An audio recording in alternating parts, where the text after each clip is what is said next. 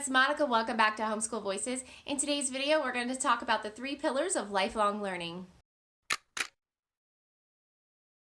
The first pillar for lifelong learning is reading.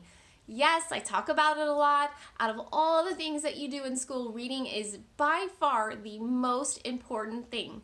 Did you know that most Americans read at a 7th to 8th grade reading level? It's actually really shocking to me.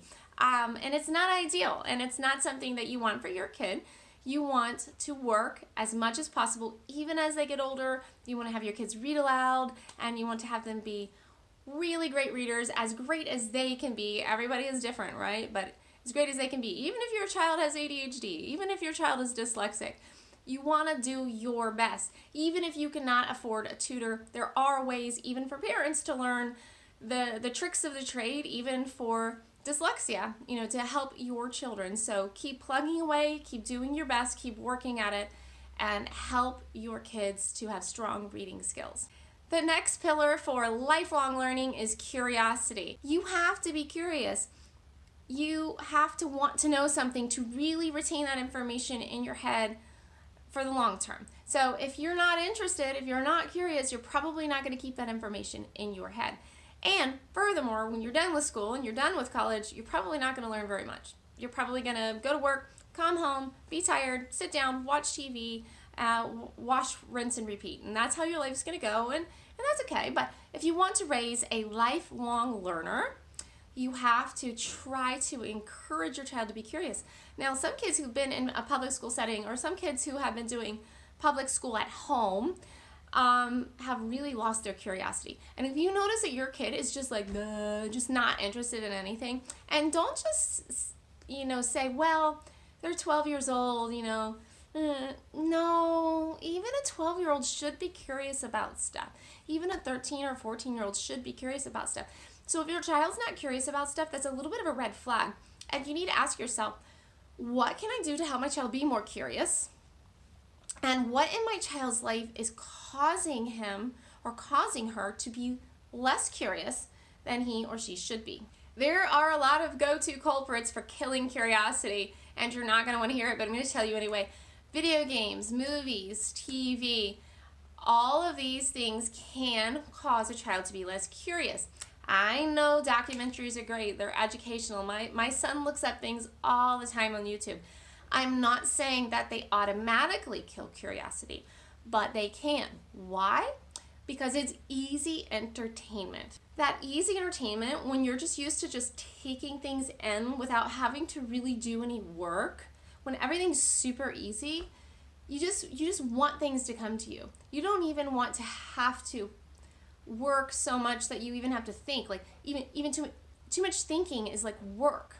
Right? So when if your kid gets too addicted to these very easy entertainments, it can kill curiosity. So you can limit these things. You can try to work on the more positive side to just try to get your child interested in something, anything. So all I'm saying is if your child is not curious, that's a problem. You want to say, how can I help my child improve in this area? Because you really need to raise a curious person if you want to raise a lifelong learner. The last pillar of lifelong learning is a strong work ethic, and it is almost more important than anything else, maybe even than reading, although I think we can accomplish both.